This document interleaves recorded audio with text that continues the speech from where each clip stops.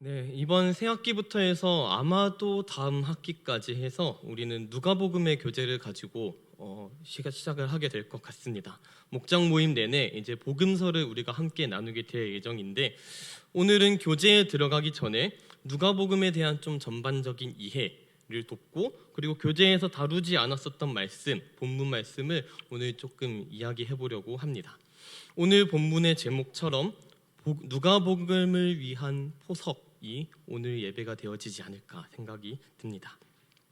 네, 포석이란 단어를 들어보신 분들 좀 있으실까 싶습니다. 조금 더 익숙한 단어는 정석, 수학의 정석 떠오르시는 분도 계시고 여러 가지 있으실 건데, 이 포석, 정석이라는 단어는 사실 바둑판에서 나온 이야기입니다. 바둑을 놓는 일정한 순서, 그런 기보들을 따라서 놓는 것을 정석이라고 하고, 그것을 놓기 위해서 이 네 귀 사이에 있는 어려운 얘기죠. 아무튼 점에다가 이 점을 놓는 것, 포석이란 것을 놓는 것들이 되게 중요합니다.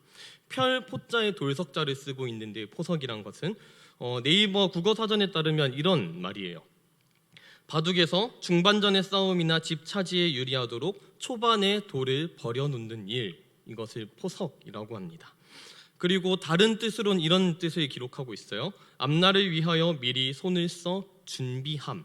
이거 두 가지가 포석이란 단어에 들어있는 의미입니다. 이 포석에도 나름대로 정석이라 할 만한 포석들이 있습니다. 내가 여기에 놓으면 상대는 여기 놓고, 예를 들어서 내가 여기에 놨는데 상대가 여기 놨으면 난 여기 놓고, 약간 이런 식의 포석에도 나름의 정석이 있는데, 보통 방금 말씀드렸던 내 귀에 화점을 중심으로 이 돌을 놓는 것들이 있습니다. 네, 넘어가셔도 됩니다. 화점이 뭐야? 넘어가셔도 되고요. 포석이 뭐야? 잠깐 넘어가셔도 됩니다. 중요한 것은 이 포석에도 정석이 있었는데, 알파고가 등장을 하면서 새로운 포석들이 점차 대두되기 시작했다라는 이야기를 합니다. 게임을 끝내는 것은 신의 한 수 같은 것일지는 모르겠지만, 신의 한 수만큼이나 포석이 어디에 놓여 있느냐, 이것은 펼쳐지는 돌 개수에 비해서 바둑이 진행되는 전체 게임 내내 큰 진영과 전쟁터를 형성하는 아주 중요한 돌이 바로 이 포석입니다. 그래서 초보자들은 가장 먼저 이 바둑을 배울 때 포석을 먼저 배우고 그 다음에 정석을 익혀나가기 시작합니다. 포석의 의미는 잘 모르지만 아무튼 놓으려니까 놓습니다. 그리고 상대의 포석에서 시작된 행마들을 복귀하면서 정석을 익혀나가는 것, 이것이 초보자들이 바둑을 익혀나가는 과정입니다. 이런 포석의 중요성, 제대로 된 진가는 사실 마치고 난 다음에 이 포석이 진가가 드러나게 됩니다. 아주 기가 막힌 포석을 내가 가지고 왔다 할지라도 결국 이 포석을 지키지 못해서 내 집을 지키지 못하고 사석이 되어버린다면, 죽은 돌이 되어버린다면, 게임을 진다면 이 잘 놓은 포석은 사실 아무런 소용이 없어 지는 돌이 됩니다. 포석이 포석답기 위한 조건 세 가지가 있는데요. 그중에 첫 번째, 포석의 정의처럼 초반에 놓은 돌이어야 한다는 점이 첫 번째 조건입니다. 그리고 두 번째로는 미리 놓아야 한다는 것이고요. 네, 그럴 줄 알았다 이거 말고 진짜 알고서 그 자리에 놓는 것, 미리 놓는 것이 두 번째 조건. 그리고 마지막으로는 게임을 마치고 난 다음에 중요하다, 이 포석이 진짜 중요했어요 라고 얘기할 수 있는 거는 게임이 끝난 다음에 확인되어진다. 이 세 가지의 조건을 기억하시면서 본격적인 내용을 좀 시작해 보고자 합니다. 누가복음에 대해서 이야기하기에 앞서서 우리는 복음서라는 것에 대해서 조금 더 먼저 살펴볼 필요가 있겠습니다. 복음서라는 이 장르를 먼저 딱 접했을 때 우리는 복음서는 예수님에 대해서 이야기를 하고 있으니 예수님의 위인전기처럼 느끼는 경향들이 조금 있습니다. 그런데 복음서는 위인전기처럼 보일 때도 있고 아닐 때도 있기는 하지만 전기로서 보기는 조금 어렵긴 합니다. 위인전이라고 한다면 탄생과 죽음처럼 한 사람의 생애를 구성하는 가장 중요한 사건들에 공통된 분모들이 있어야 합니다. 그런 일치하는 내용들이 분명히 있어야 하는데, 내 복음서에는 모두 다 출생과 죽음에 대한 이야기가 다르게 기록되는 것을 알 수 있습니다. 심지어 마가복음에는 예수님의 탄생 이야기가 기록되어 있지 않습니다. 따라서 복음서는 위인전기, 예수님의 전기가 아닙니다. 복음서를 서술한 목적이 예수님의 탄생부터 죽을 때까지 예수님의 생애에 대한 정보를 가감없이 정확하게 전달하려고 했던 것이 아니기 때문에 그렇습니다. 오히려 복음서는 서로 다른 시기에 서로 다른 장소에서 서로 다른 독자층을 염두에 두고 서로 다른 제자들이 예수님의 가르침을 전달하기 위해 기록한 것으로 읽어야 하는 것입니다. 따라서 복음서를 읽어 나갈 때에는 거기에 기록된 내용이 역사적인 사실이냐 아니냐 이것에 초점을 맞추기보다는 이 말씀들이 지금 우리에게 무슨 메시지를 전하고 있으며 오늘에 사는 우리는 그 말씀을 어떻게 적용할 것인지 고민하며 읽어 나가는 것이 훨씬 더 도움이 됩니다. 그럼에도 불구하고 복음서뿐만 아니라 성경의 전반에는 사람의 상식으로 이해할 수 없는 내용들이 많이 기록되어 있습니다. 그런 까닭에 이 성경을 읽어 나가기 어렵게 만드는 한 요소가 되어지기도 합니다. 함께 우리가 누가복음을 읽어 나가시게 될 건데 이 누가복음을 읽어 나가시다가 이건 상식적으로 이해가 안 되는데 내가 동의할 수 없는데 하는 내용들을 만나게 되시면 이거 포석이구나 라는 생각을 가지시고 끝에 뭔가 풀어주려고 하나 보다라는 생각을 하시면서 결말까지 한번 쭉 읽어가 보시는 걸 추천드리겠습니다. 그렇게 될 때 말씀을 풀어주는 그런 은혜를 경험하게 되실 것입니다. 누가복음은 바울의 동력자 누가에 의해서 기록된 복음서입니다. 수신자는 데오빌로라는 분인데 이분은 사도행전에서도 등장하십니다. 그래서 누가복음과 사도행전은 누가라는 사람이 쓴 책이다. 그래서 누가문서로 묶여집니다. 저술 시기는 90년에서 100년경 혹은 2세기 초반으로 추정하고 있습니다. 그리고 의료계에 종사하시는 분들은 익히 아시듯 누가의 직업은 의사였습니다. 대한 누가해 이런 거 아시는 분들 계시죠? 네. 누가는 의사입니다. 그래서 스타워즈에서 보면 루크 스카이워커 혹시 아십니까?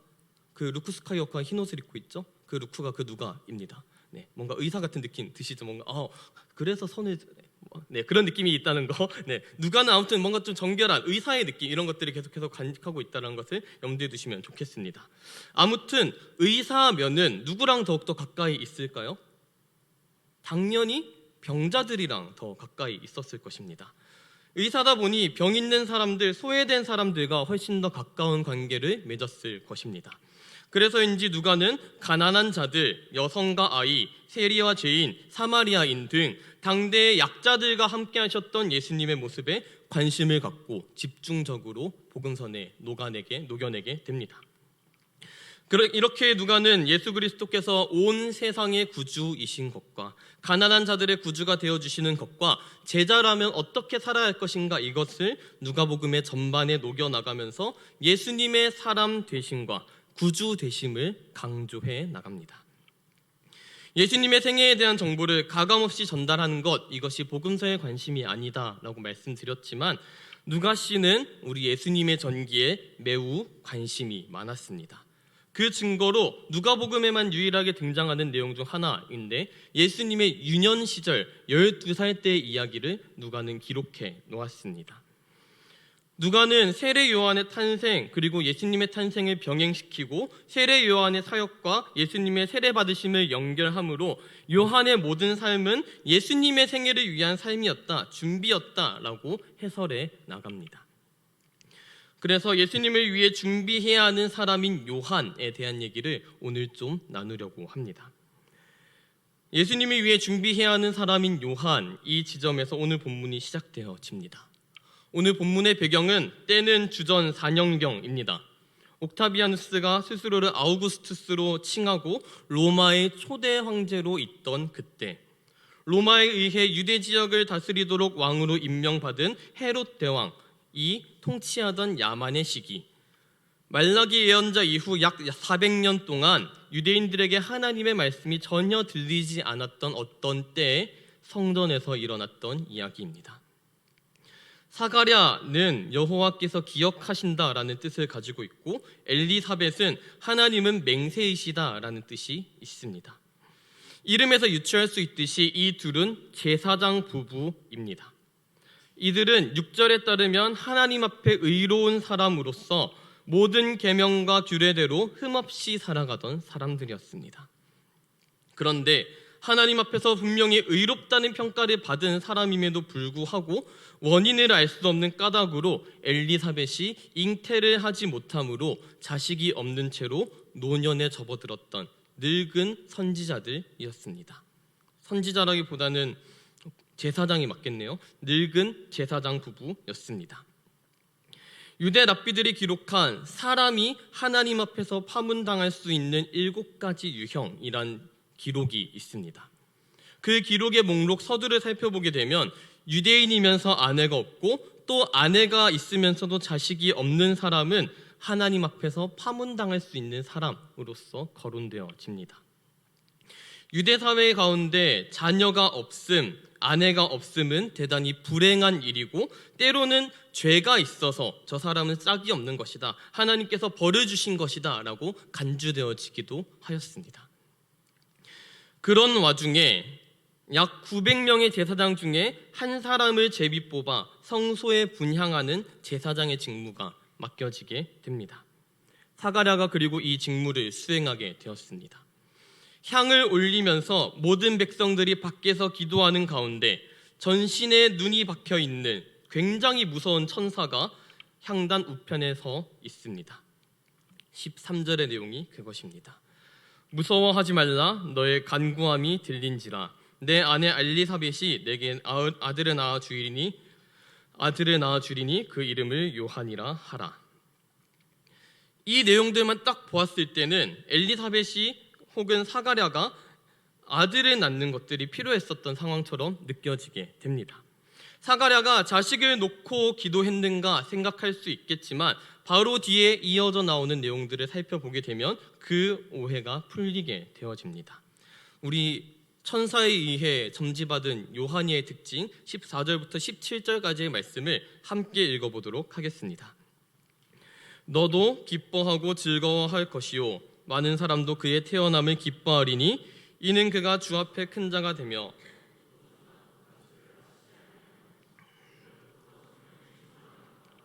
이스라엘 자손을 주 곧 그들의 하나님께로 많이 돌아오게 하겠습니다. 그가 또 엘리야의 심령과 능력으로 주 앞에 먼저 와서 아버지의 마음을 자식에게 거스르는 자를 의인의 슬기에 돌아오게 하고 주를 위하여 세운 백성을 준비하리라. 아멘. 느낌이 오십니까? 그냥 아들이라긴 조금 묵직한 느낌 드십니까? 그냥 아들 치고는 너무 거창한 느낌이 드실 겁니다. 그냥 사가랴에게 아들이 생기길 원하는 기도를 드린 것이었다고 한다면 모든 백성이 밖에서 기도했다는 내용을 굳이 삽입하지 않았을 겁니다. 모든 백성이 간절히 기도했으며 사가랴 또한 하나님께 열심으로 기도했던 것이 무엇이었냐?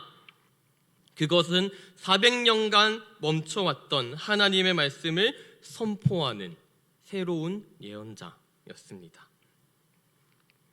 그리고 천사 가브리엘은 그렇게 일관되게 기도해 왔던 내용을 하나님께서 들으셨으므로 아내 엘리사벳이 잉태하여 낳게 될 아이가 바로 그 선지자 예언자가 될 것이다 라는 소식을 전달해 준 것입니다.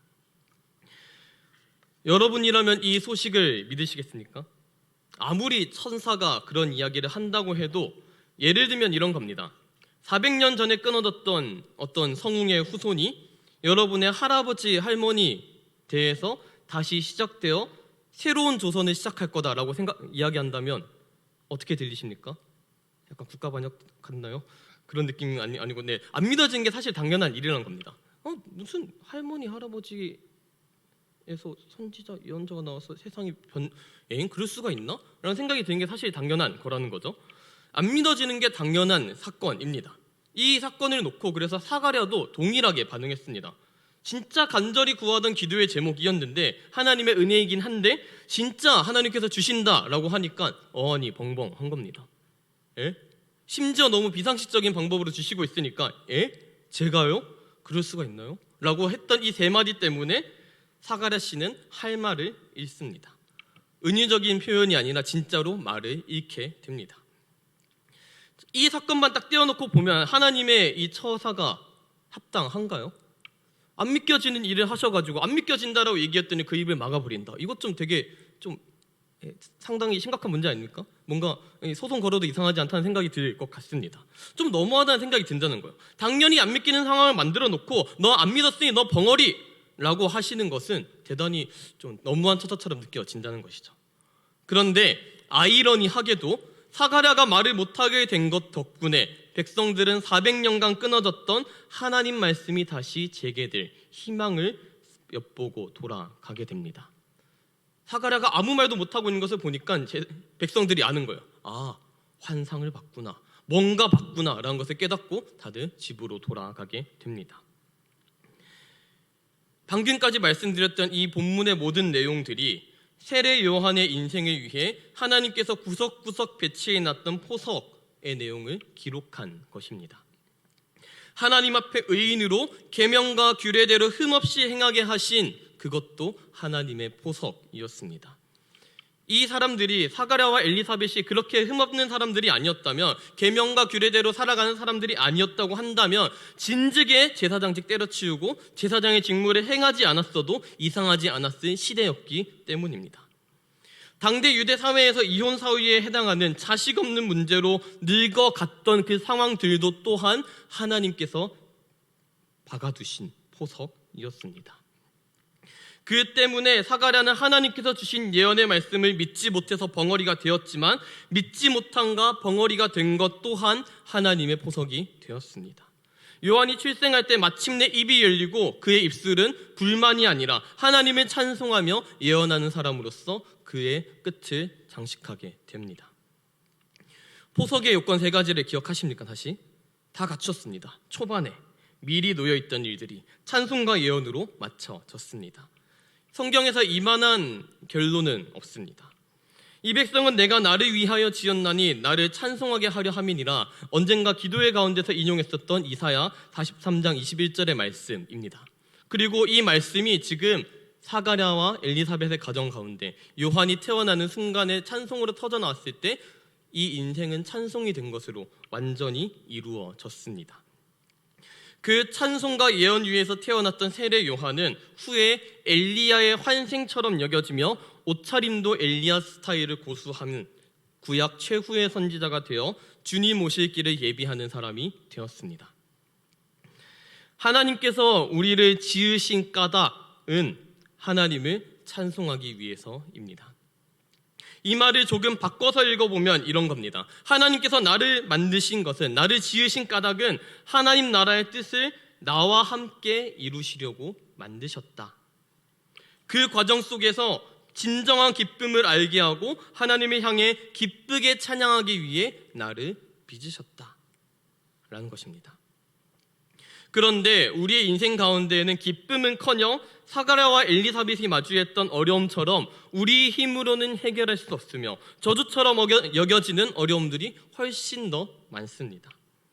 시간이 지나서 보면 이것이 모두 다 하나님의 은혜였어 라고 말하는 이 아름다운 고백이 그거 정신승리 아니야? 라고 말하게 될 정도로 내 고통스러웠던 순간들, 고통의 순간들을 하나님의 은혜로 포장하기엔 너무도 고통스러웠던 나의 실존들을 마주하게 됩니다. 그런 사건들, 그런 순간들을 마주합니다. 이게 무슨 찬송이야? 투덜거릴 수 있는 상황들이 얼마든지 우리 인생 가운데 있습니다. 우리 인생에서 마주하는 그런 순간들은 가끔 좋고 행복했으나 포석이라기엔 이미 죽어버린 돌덩이 같은 그런 묻어둔 시간들, 그런 시간들은 내 인생을 연주하는 음표와 쉼표 같은 것입니다. 음악 해보신 분들은 다들 아실 겁니다. 음표만 딱 던져주면 연주가 됩니까? 음표는 그냥 음표에 불과합니다. 음표가 줄 수 있는 유일한 단서는 이 음표가 박자감을 나타내는구나, 이게 8분 음표면 8분 음표 정도의 길이였구나, 4분 음표 4분 음표의 길이였고 16분 음표면 16분 음표의 길이구나, 박자만을 알려줄 뿐입니다.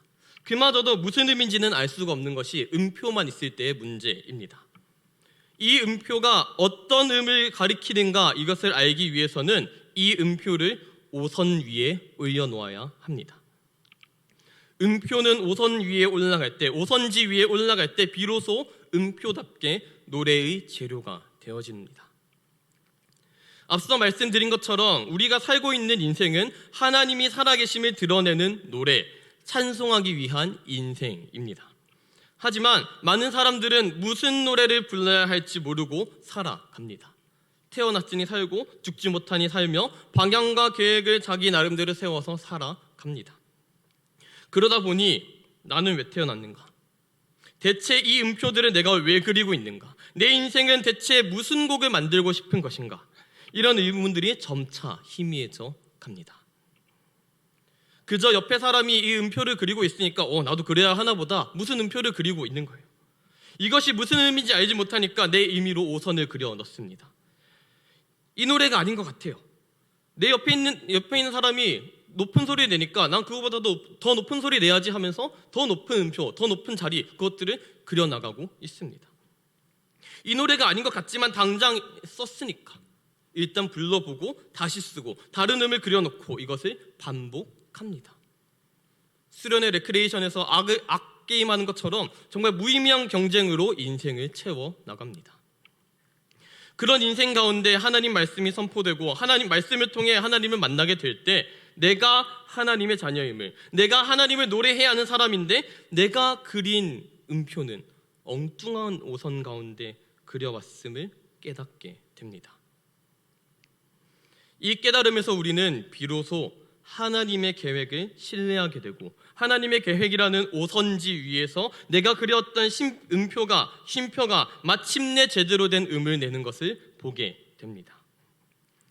그동안 내 인생 가운데에서 의미 없다고 여겨졌던 그 음표가 너무 어둡고 우울해서 새카맣게 칠해놨었던 그 음표가 너무 밝고 좋지만 나와는 어울리지 않는다 생각했던 그 음표가 하나님의 오선지 위에서 하나님의 계획이란 오선지 위에서 아름답게 어우러져 한 악보 안에서 하나의 노래가 되어집니다. 낮은 음은 낮은 음대로, 높은 음은 높은 음대로 내 인생을 찬송으로 드리는 일에서 내 삶이 의미가 있었음을 발견하게 됩니다. 이 사실을 깨닫게 되면 더 이상 남들하고 높은 음 경쟁, 어떤 음을 더 길게 쓸 것인지 아름다운 것을 쓸 것인지 이것을 할 필요가 없습니다. 왜냐하면 옆 친구가 무슨 음을 내든 어떤 높은 음을 내든 내 인생의 노래와는 아무 상관이 없기 때문에 그렇습니다. 오선이 없는 곳에 그려진 음표는 노래가 될 수 없기에 우리 인생에는 하나님의 계획이라는 오선지가 필요함을 깨닫는 것에서 우리의 음표는 제자리를 향해 찾아가게 됩니다. 하나님께서 우리를 지으실 때 아무 생각 없이 계획 없이 짓지 않으셨습니다. 가장 필요한 모습으로 지으셨고 가장 필요한 자리에서 찬송하게 할 계획으로 우리를 지으셨습니다. 하나님의 계획이 여러분에게 가장 알맞은 노래인 줄을 믿으시기 바랍니다. 정말 다행인 것은 이 사실이 믿어지는 분도 믿어지지 않는 분도 하나님께서는 영원히 그렇게 두지 않으신다는 것입니다. 사가랴를 보시면 그렇습니다. 하나님을 정말 잘 믿어서 하나님 앞에 의로운 사람이었음에도 불구하고 믿지 못하는 순간을 마주합니다. 믿지 못함으로 입이 막혔지만 입이 막힌 그 순간을 하나님의 계획 아래 놓고 보니 입이 막혀서 불편했던 것보다도 하나님을 찬송한 일에 본인을 헌신하게 되는 것입니다. 마침내 오랜 시간 잉태하지 못했음에도 이 아이가 주님의 길을 예비할 사람이 될 것임도 하나님의 계획 속에 있던 이름을 믿음으로 사가랴는 받아들이게 됩니다. 그 모든 일이 일어났던 자리는 예배의 자리에서부터 시작되었습니다. 분향하며 기도하는 가운데 가브리엘을 보았고 요한이 태어나서 할례의식을 하기 위한 자리에서 막힌 혀가 풀렸습니다. 그 자리에서 하나님을 찬양했습니다.